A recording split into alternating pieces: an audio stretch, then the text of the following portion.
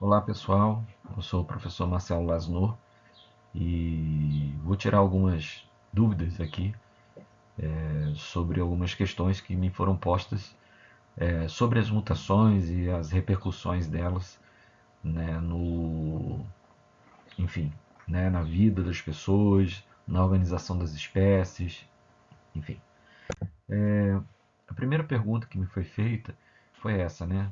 A questão da diferença entre mutações gênicas e as aberrações cromossômicas e também falar um pouco sobre o impacto disso nas células. Né?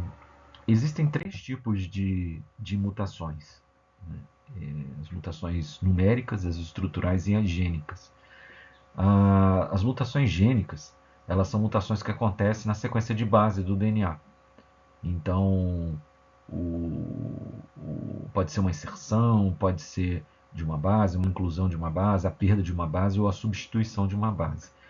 As mutações estruturais elas estão ligadas com mudança das partes do cromossomo, e enquanto que as mutações numéricas diz respeito, como o nome está dizendo, ao aumento ou diminuição desses cromossomos. Então, dá exemplo aqui de mutações estruturais, como perder pedaços, né? A gente chama de deleção, inversão, o pedaço tem uma dupla quebra e reinsere 180 graus em relação ao cromossomo, a translocação, que é a troca de pedaços entre cromossomos não homólogos, enfim. E as mutações numéricas, elas são mutações que, como eu disse, levam à variação, né, do número final de cromossomos. E pode se dividir dessas duas formas, as euploidias e as aneuploidias. Tá? As euploidias elas são inviáveis na espécie humana, que seria a inclusão de seres humanos 3N, 4N, 5N. Né? Isso, como eu disse, é inviável. Né? Mas as aneuploidias elas podem acontecer, já já vou comentar isso. Né? O impacto celular das mutações é sobretudo na expressividade gênica. Né? Então, genes podem funcionar mais porque tem mais cópias dele em função de ter mais cromossomos, ou funcionar menos quando se perde um trecho do cromossomo, e tudo isso perturba, vamos dizer assim, o funcionamento celular, fazendo com que as células tomem rumos diferentes daqueles esperados, né, para a fisiologia normal dela. A segunda pergunta que me foi feita foi a questão das trissomias. Né? Então, primeiro, a questão de como elas se formam e depois na questão da efetividade e impacto fenotípico. Né? As trissomias elas são decorrentes de um problema na divisão meiótica especificamente.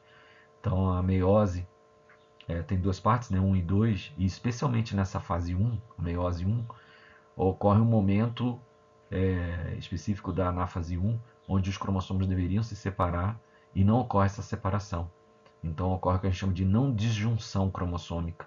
Isso faz com que algumas células filhas tenham mais cromossomos do que deveria e outras menos. Né? O impacto fenotípico percebe-se nessas duas síndromes, né, de Down e a de Klinefelter. A síndrome de Down, por exemplo, aqui está um caso, tá vendo? Onde, deveria haver um par, isso é uma trissomia, ó, tá?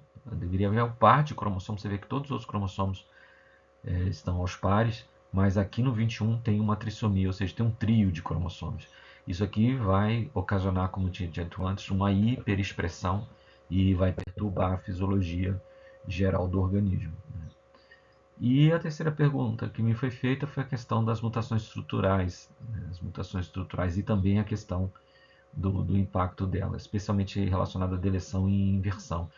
As inversões elas são potencialmente fatais para a célula e extensivamente ao organismo. Então, o caso de muitos não desenvolvimentos normais do feto diz respeito à questão de inversões. Quanto às deleções, elas podem ser viáveis, como alguns casos como o Cri-du-Chat, Prader-Willi e alguns transtornos globais de aprendizagem. E eu coloquei a síndrome de Down novamente aí porque há casos, poucos, mas tem, de síndrome de Down que se dá por translocação, ou seja, há uma troca entre cromossomos não homólogos, o 21 e o 22, ou o 14 e o 21. Bom, gente, espero ter ajudado vocês e contribuído um pouco aí para a aprendizagem. E falar de biologia é sempre um prazer. Um abraço.